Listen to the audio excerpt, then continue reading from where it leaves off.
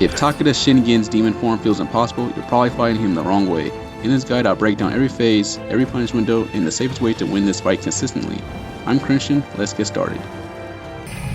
Takeda will begin using his spinning jump attack where he jumps into the air, curls up into a ball, spins, and drops to the ground. Punish window occurs after he falls to the ground. He'll distance himself from you so that he can execute his burst attack. As he approaches you, get ready to perform burst break. He'll follow up with attempting a grab attack. When his back is turned, perform your attack combos to inflict more damage. When he starts to roar and summon the yokai realm, distance yourself from him to gauge what his next movesets will be. He'll form a large ball of fire and wind before launching it towards your direction. Dodge this attack since it can push you back to the edge of the stage. If you still have some distance from him, throw your long-range weapons to reduce his health further. With that being said, he'll charge towards you from his current position, perform melee attack combos, and trigger a fire fist attack. If you must, maintain your distance from him since he can perform fire and wind attacks from his arms. Watch out for when he jumps from wall to perform his spinning attack followed up by a fire fist attack. Punish window presents itself after he has struck the ground with his fire fist attack. Be aware that after you perform your attack combos, he'll turn around quickly to execute melee attack combos with his fist. He'll perform another grab attack. Perform your light and heavy attacks before he jumps into the air and cause fire to spread when he lands onto the ground. Launch your long-range projectiles towards him and get ready for him when he rushes to your direction. Continue to fill up your amaranth gauge to activate your living artifact.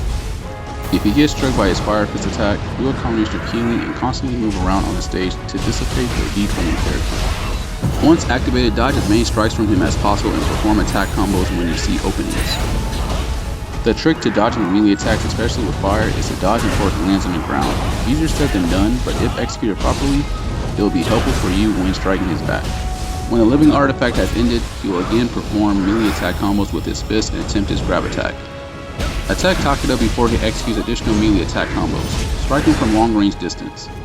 Next, get ready to dodge his massive ball of fire and wind. He will again charge towards you, jump wall to wall, and execute a spinning jump attack. Perform burst break once you see his burst attack come in your direction. Continue to trigger your attack combos. Create distance for yourself and get ready for his next attacks. To get the timing right for activating burst breaks against his burst attacks, pay close attention to how his arm is dragging along the ground. Once you see his arm about to rise, trigger your burst break immediately. In addition, he'll execute his fire fist attack and slam his fist to the ground. He'll pursue you with his grab attack. Punishment appears once his back is turned. If you find it difficult to block his melee attacks, go ahead and back away from him. In this case, it's better to perform dodges with the remaining key. Afterwards, he will repeat his melee attack combo, fire fist attack, and slamming his fist to the ground. Punishment will be present after his fists have hit the ground. If this helped you beat one of the toughest bosses in the game, hit the like, subscribe button, and drop a comment. Want a guide for the next boss? Let me know which one gave you trouble.